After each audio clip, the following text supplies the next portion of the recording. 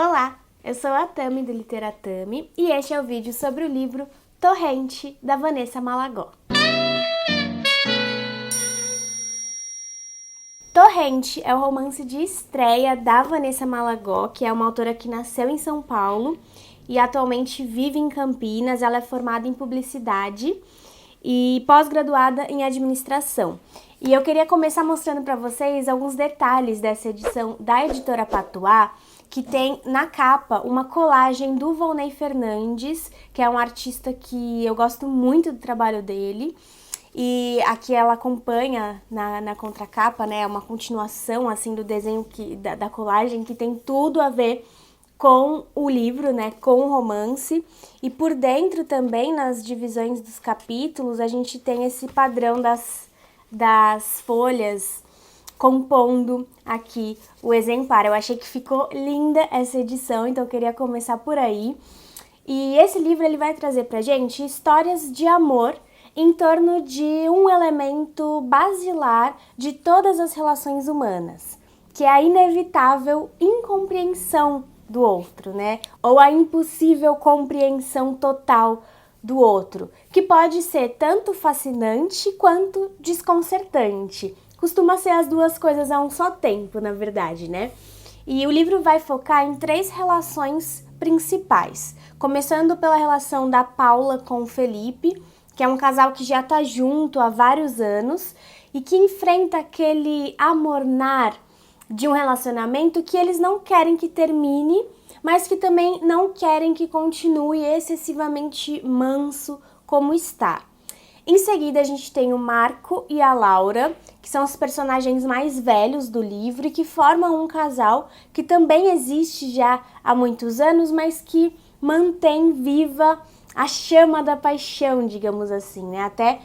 Até que a sua dinâmica é abalada pela entrada da Sofia na vida da Laura. A Sofia também vai ser uma protagonista aqui do livro, uma das mais encantadoras, eu diria.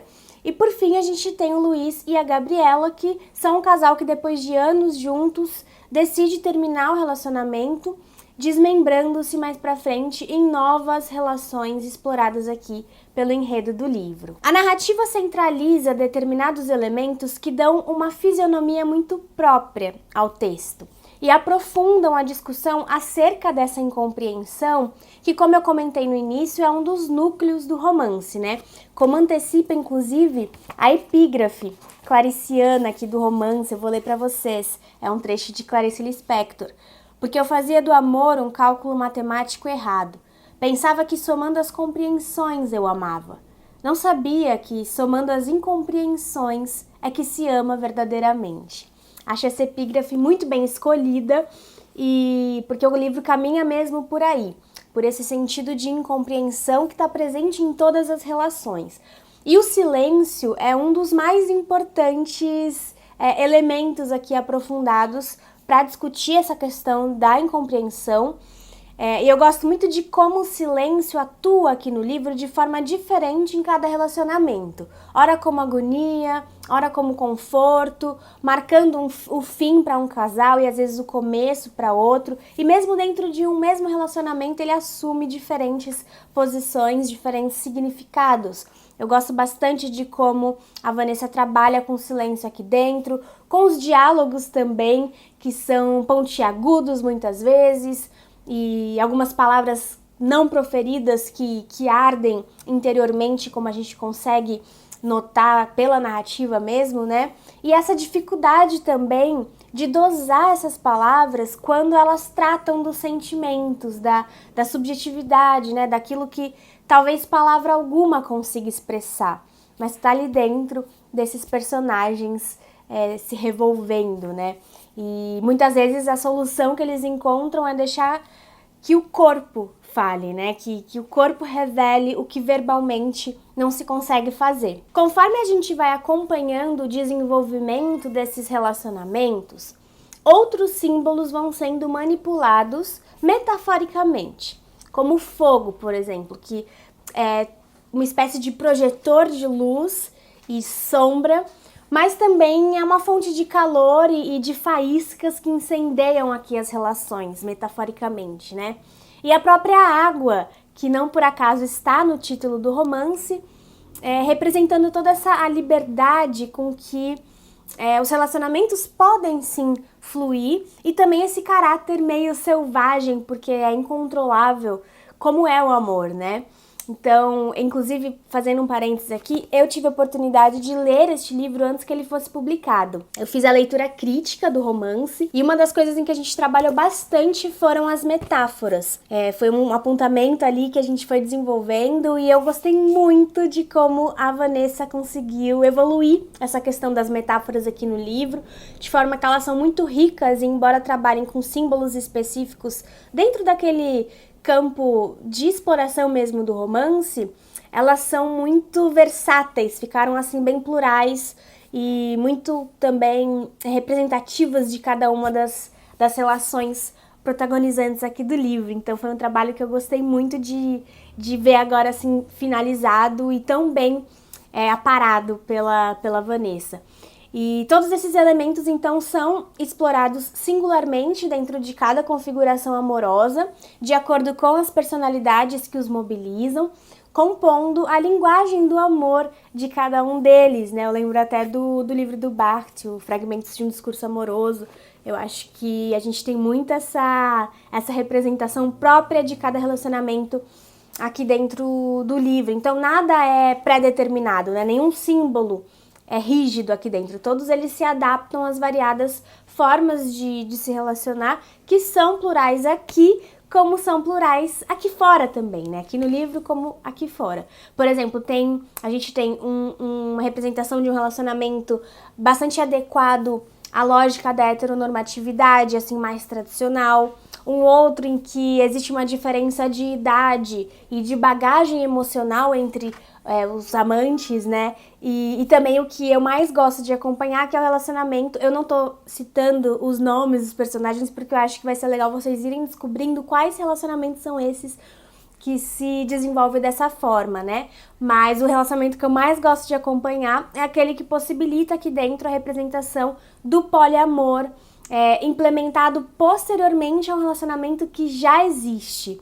Então eu gosto muito mesmo do desenvolvimento dessa relação dentro do livro, porque é como se a Vanessa tecesse toda a formação anatômica, assim, do amor, o processo de nascimento e de estabelecimento desse sentimento, quando ela conta a história dessa relação, e mais especificamente em relação ao amor livre, né, ao poliamor aqui, como ela faz isso de forma desromantizada, né? Ela considera todas as delícias, mas também todos os conflitos que advêm dessa decisão de se ampliar um relacionamento, né? Então, aqui no canal, por exemplo, eu tenho um vídeo sobre um livro de não ficção, que é o Ética do Amor Livre. Nesse livro eu teço várias críticas também ao livro, né? Pela abordagem, assim, bastante liberal das autoras, mas eu gosto muito de enxergar como aqui dentro deste livro de ficção da Vanessa, toda essa ética vai sendo construída também, né? E aplicada à relação. Tudo isso feito numa narrativa em terceira pessoa, que marca justamente essa distância fundamental entre um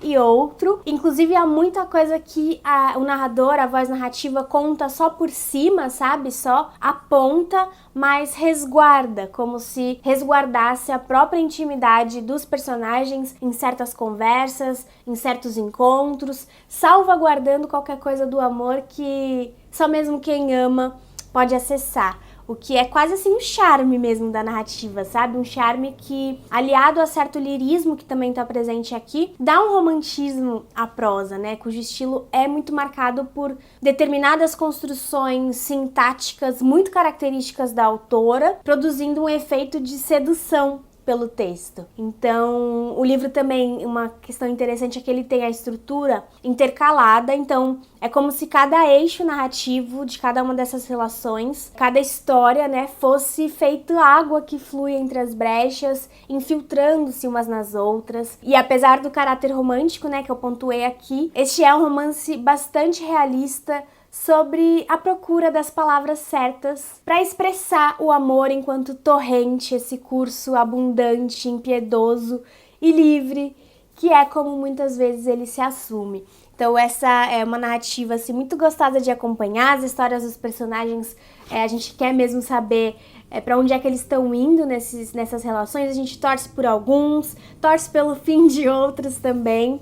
E é uma leitura que eu gostei bastante de fazer. Inclusive, eu escrevi a orelha deste livro e eu vou compartilhar aqui com vocês o meu texto. Torrente é um livro sobre o amor, mas que ninguém se engane com a aparente simplicidade dessa definição. O romance Tempestade de Vanessa Malagó apresenta as relações amorosas a partir daquilo que elas têm de mais desafiador, a impossível compreensão total do outro. Era isso que ela queria dizer, não era? Pergunta um dos personagens, como quem formula uma síntese da sinuosidade que embala a narrativa. O sentido da incompreensão e a consciência da incomunicabilidade se manifestam de maneiras distintas em cada um dos 3 relacionamentos que protagonizam a trama. Em qualquer idade, em qualquer configuração, mais ou menos condizente com a norma, o arrepio da paixão vem daí, da impossibilidade de penetrar o silêncio do outro e seus mistérios, e mesmo de formular racionalmente os turbilhões emocionais internos. É uma marca do romance a insistência no diálogo ainda assim, tão fundamental para que as experiências de amor aconteçam. A autora não apenas considera a singularidade de cada forma de amar, mas também aproveita essa autonomia amorosa como matéria literária, fazendo do potencial infinito dos sentimentos o elemento narrativo que alinhava as histórias contadas num emaranhado de profundezas. Livre, como água que corre em abundância, seguindo seu curso próprio, o amor se faz neste livro. Então, esta é a minha indicação de leitura de hoje. Se você gostou do vídeo, não se esqueça de curtir. Comenta aqui embaixo caso você já tenha lido Torrente. Para mim é uma alegria, sempre assim, uma alegria imensa fazer parte da história de um livro e vê-lo depois no mundo, alcançando leitores. Bom, inscreva-se no canal se você for novo por aqui e acompanhe o Literatami nas outras redes sociais. Muito obrigada e eu vejo vocês no próximo vídeo. Tchau, tchau!